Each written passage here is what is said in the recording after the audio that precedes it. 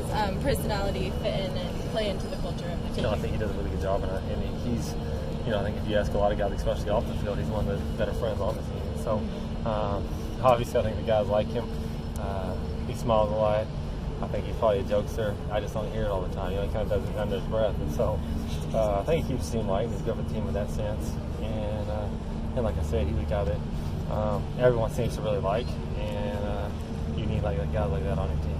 And how has he gone from having limited carries at the beginning of the season to really becoming this reliable back in the most recent I think what he did the best was just started understanding his job, doing his job really well, and taking care of the football. And I think that's coming out of fall camp was our biggest emphasis with him. Is one, you got no pass protections, and two, you got to take care of the football. And he improved in both of those, and because of that, obviously his role increased, and he became a guy that we could trust a lot more. And in this offense, I think in any offense, that's the key is being someone that we can trust every down to do your job, and that's what he really improved on and did a heck of a job with. Clay and Mike Jinks said they can't remember losing 3 running backs in a week. What do you make of the situation? What's your confidence level going forward?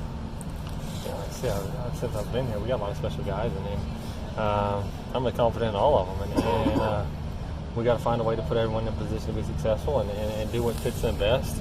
And that's what we'll do. Like I said, it's a weird situation, and one, with quarterbacks and running backs that I haven't really been in much, but we'll figure it out. And it's a special crew, and the key is just to do things right. And if we can get them to play hard, believe in each other, and just play the right way, you have a chance with the guys we got out there.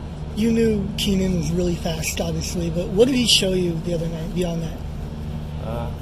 Beyond that, I mean, he's fast, So, that was fun to see.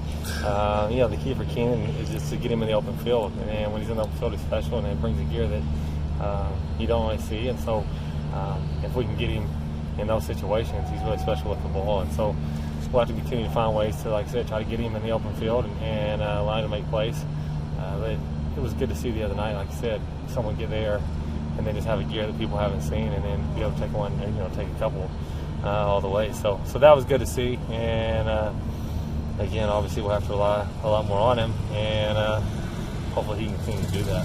The first thing you said after you called 55 what kind of conversation happens in the press conference? There we just kind of sat there and done David. I think Coach Keith was more excited than anyone, but that's probably a better question for him, because up top, obviously we're excited and that was a good play, but we couldn't get much in because Jinks was yelling over the headset and over here anything.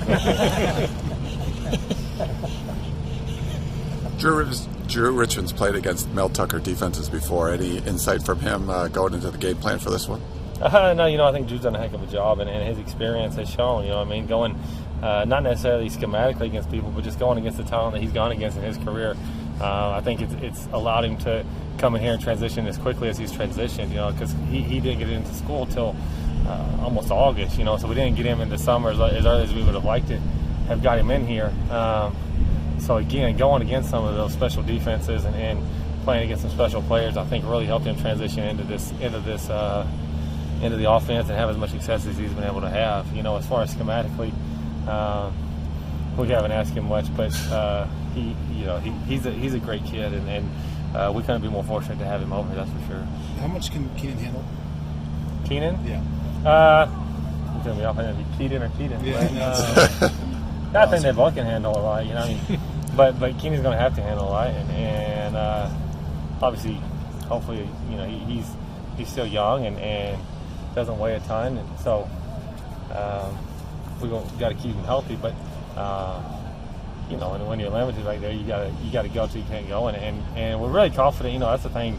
Like I said before, all these guys kind of went down was, what Kenon's really shown over the fall, and since he's been here, that I've been impressed by is he's not just a guy that has to get on the edge and run fast. He's done it, especially if you watch him in inside, is where he's got a lot of reps, and that's a drill to run between the tackles, and there's going to have more people than you have, so you're going to have to make some physical runs, and that's what he's really done a great job. Like I said, obviously he's fast, especially with the ball, but what I didn't know coming in was how physical he'd be and how tough he'd be if he wanted to run between those tackles, and I think getting as many reps as he's gotten inside this year, he's shown that a lot, and that's been good to see. And then he's also a kid that has shown to be physical in pass protection. And again, something when you watch his highlight video, and I know a lot of guys that are track stars, you're like, man, they're fast and they're great with the ball in their hand. Are they willing to go be physical? And that's something that he's shown throughout the fall that is something you didn't know. I think us coming in was probably a question mark about him, was will he do that? And he's been great about it. And I think, in fall camp, seeing as many blitzes as we saw against our own defense was really good for him, because it forced him to go put his face on some guys that are pretty big. We got some big, stout, strong linebackers that will come through there. And so seeing that and having to do that, I think obviously helped him and helped him grow up, and will help him move forward in pass protection. And so we're confident in what he can do. Like I said, he showed some flashes the other night. He's going to have to do it on a more every down basis going forward. But he is a smart kid. He obviously has some abilities, and he's shown a lot of toughness throughout fall. And so whether he wants to or not, he's going to have to do a lot and handle a lot. Keegan comes in for Lanier.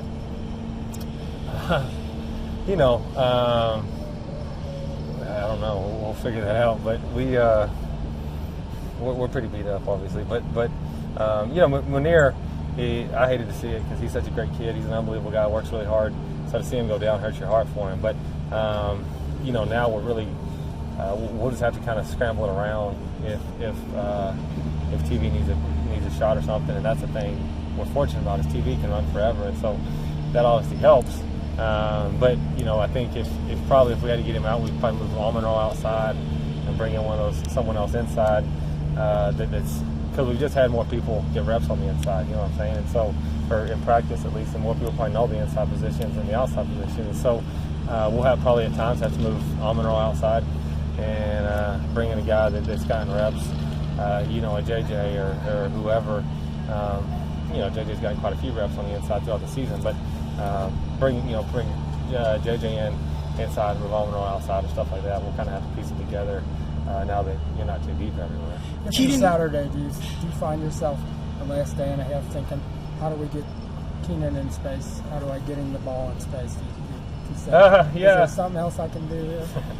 I think that's always, especially in game planning, and that's the beauty of this offense. I think is we're going to do what we do for the most part. You're not going to see a new playbook every week, and we're going to do tweaks, and we're going to try to put tags on that we feel like puts us in a position to be successful against whatever defense does.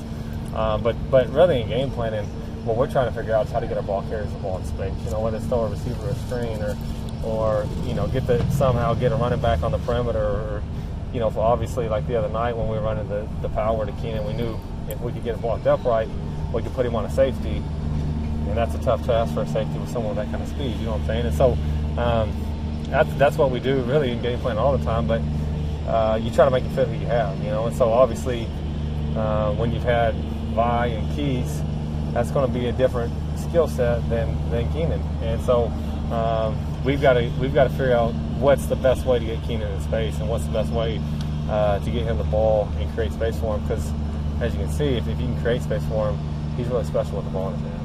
Let's go one more. Keegan held himself accountable for lack of rhythm in the passing game last weekend. What are a couple things that you feel like he could do better versus Colorado?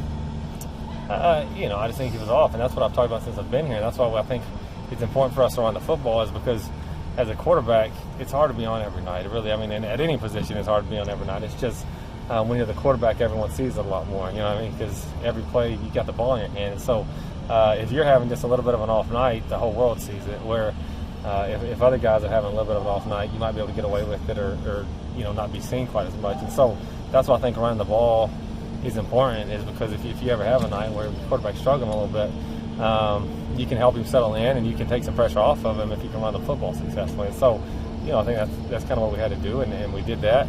But more than anything, I think Kedon was overthinking, and that's something we fought with JT in the spring, quite had to work with him on quite a bit, was overanalyzing everything, and just do your job and go through your reads. And that's what I tell him all the time. That's what I tell all of them.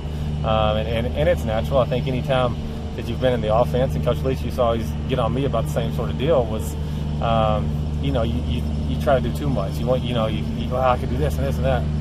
Usually what we got called is going to work all right, and if you just see something that you can attack, go attack it. You know what I mean? But you don't ever want to slow down and just try to analyze every single person and figure out how can I do this. If you're doing that, you're overthinking. You're probably killing your own tempo, and then it costs you again because you're not seeing the field as clearly. And so, I think that's what he did more than anything. He's had some success. He's doing a lot of good things. He's getting more and more comfortable in the offense and being the guy in the offense. You know what I mean? And so sometimes when that happens, you do have a tendency to overthink things and overanalyze things. And I think he did that. And I think that's probably, that's what I've talked to him about. And I think that's probably what he would say too. I just kind of overthought things, slowed myself down, and then I started thinking on it clear. But like I said, he'll be fine. And he's a great player, special kid. And so he's going to be just fine, and he'll do a great job bouncing back. And again, it's hard to be on every night at any position, particularly the quarterback position. And we're fortunate that the defense played really well. Some guys around him played really well, and you're still able to win a football game even if the quarterback's a little off.